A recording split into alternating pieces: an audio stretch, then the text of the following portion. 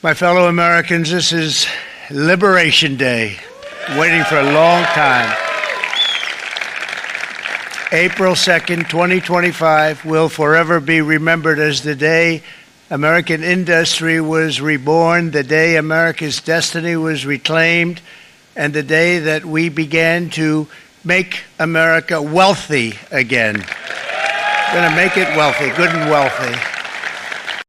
The so-called experts want you to believe that the economy is crashing and that a trade war will be the end of America as we know it. All bullshit. Fake news. In fact, the economy is about to explode with new jobs and foreign investment. Now, I'm not guessing at that. As usual, I'm going to back it up with facts. Just 24 hours after Liberation Day, over $3 trillion was invested into the U.S. economy. Yes, $3 trillion. Let's take a look at some of the notables who have pledged to build in the United States so far. Number one, $500 billion from Apple. The iPhone is primarily assembled in China, with some assembly taking place in India and Vietnam. Now, to avoid the tariffs, we'll be manufacturing right here in the United States.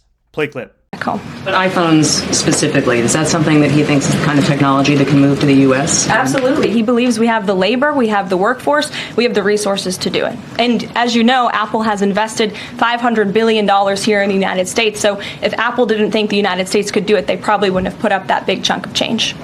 Number two, $100 billion from SoftBank. Number three, $20 billion from Hyundai, which is headquartered in South Korea. Number four, $100 billion from Taiwan to build semiconductors.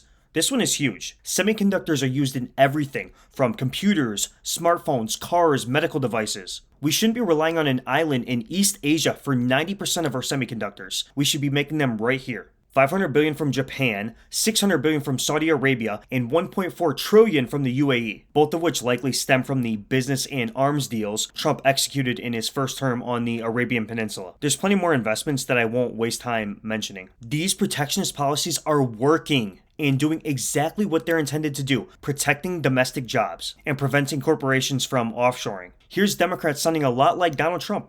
Play clip. Yeah, please. Chuck Schumer and Nancy Pelosi, they've been talking about tariffs for decades. How far does China have to go?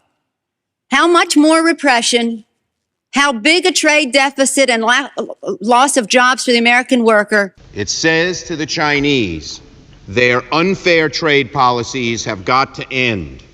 Reform, because if you don't, there are going to be dramatic consequences. How come when these Democrat elites want tariffs, everything's hunky-dory, but when President Trump wants tariffs, all hell breaks loose? Do you see this double standard? I love this guy, whoever the hell that is. That's really nice. I appreciate that question. No, Chuck Schumer, Nancy Pelosi, everybody knew you had to do it, but they never had the guts to do it. It does take guts.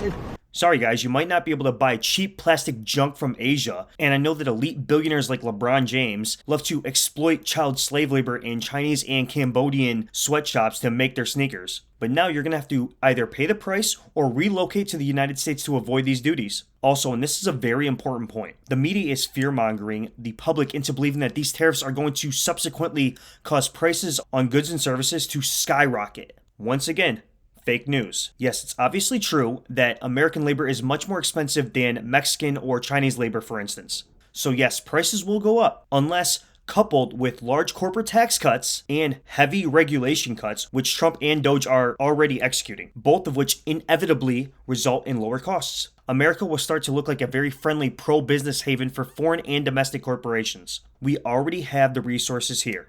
We just need to use them.